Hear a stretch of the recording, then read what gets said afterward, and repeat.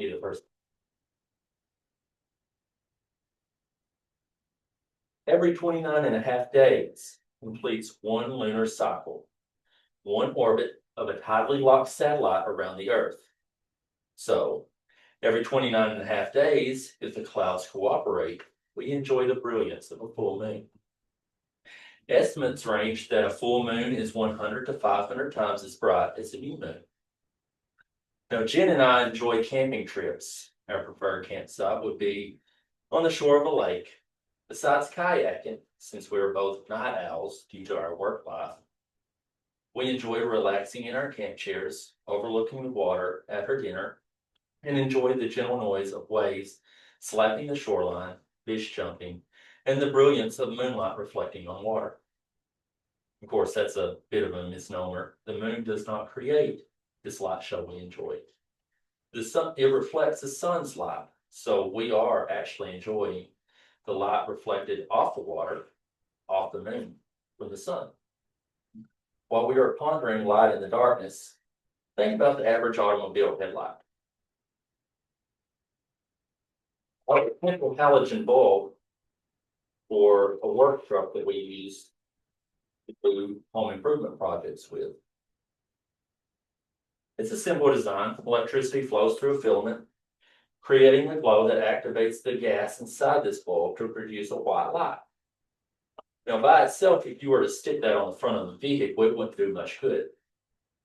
But if you place it in a carefully designed housing that is engineered to reflect and focus its illumination, it will project several hundred feet ahead of you, so that even on the darkest of nights, you can see any hazards or dangers that lay ahead. Reflections can be beneficial. Reflections can also be detrimental. I mentioned that my wife and I enjoy kayaking. Just like the moonlight reflecting on the water also reflects sunlight. Now, I'm amber skinned, so typically my skin handles sunlight fairly well in regards to sunburn. That is not the case once I hit the water. We religiously apply and reapply sunscreen often as we enjoy paddle time in the water. Without sunscreen, we will both be miserable for days following kayak. And compounded sun exposures without protection from harmful UV radiation over years isn't a good thing. So while we are on the topic of bad things being reflected, we can look at today's political climate in the US. You have a person in a powerful position who has carefully surrounded themselves with sycophants who reflect whatever hateful message they are told to project without pushback. This person was elected to power by people who reflect the same hateful and negative rhetoric. A couple weeks ago, a pardoned January 6th writer and current agitator with the last name of Lane decided it would be fun to go into Minneapolis and rile up some people for social media views. Funny thing happened though. It was bitterly cold, so only a few people joined him. Also, since he had already telegraphed his intent online, people were ready with water balloons.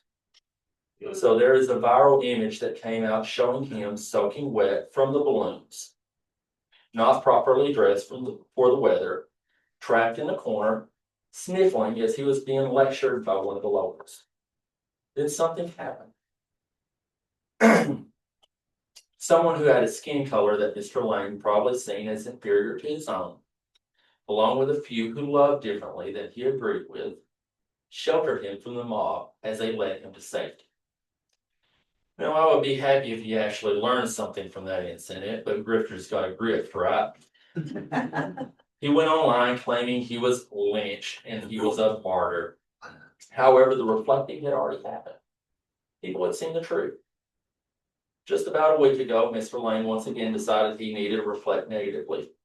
He returned to Minnesota and kicked over an ice sculpture while being dumb enough to film it himself and post it to social media.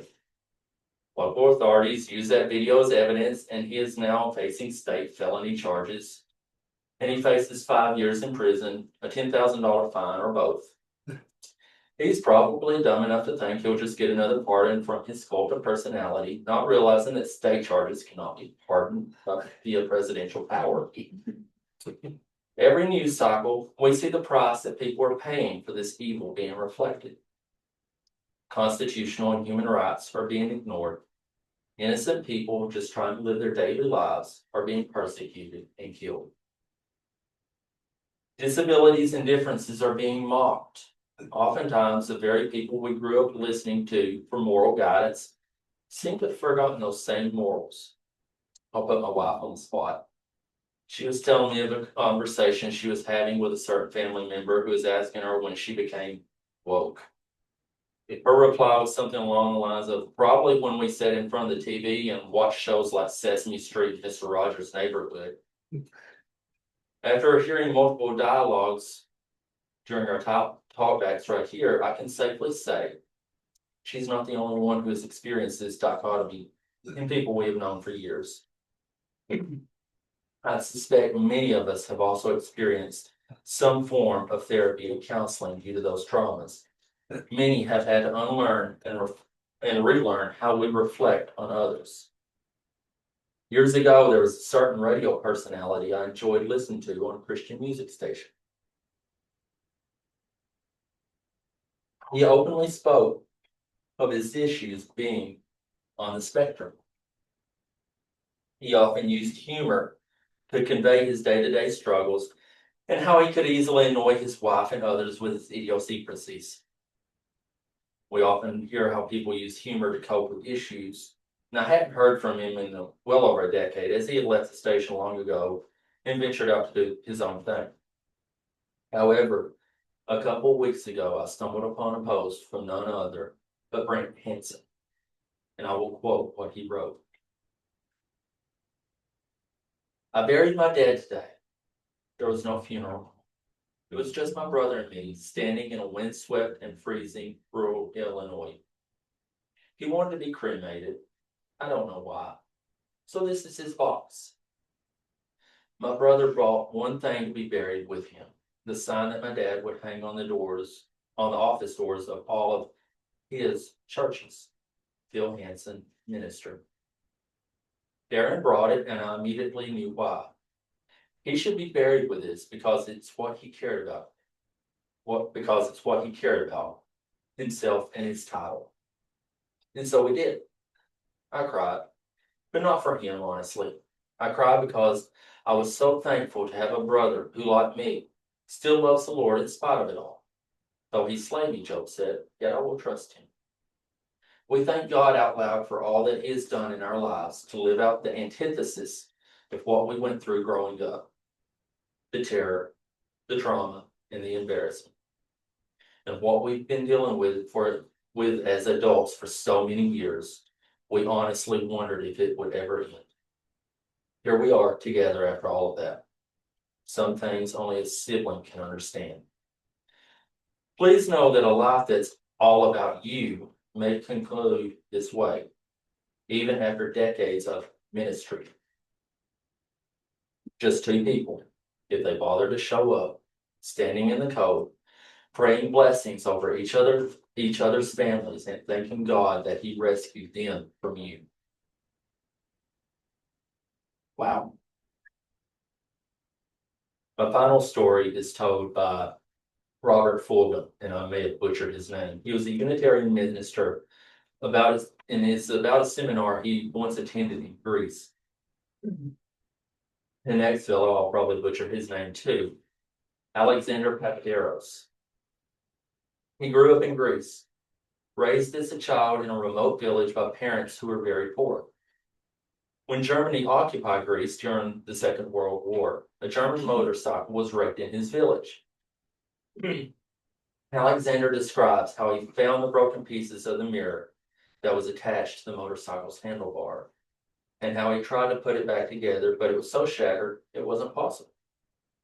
So he kept the largest piece of the mirror, and little by little, by scratching the edges against the stone, he made the fragment of the mirror round, about the size of a quarter, which he carried around wherever he went.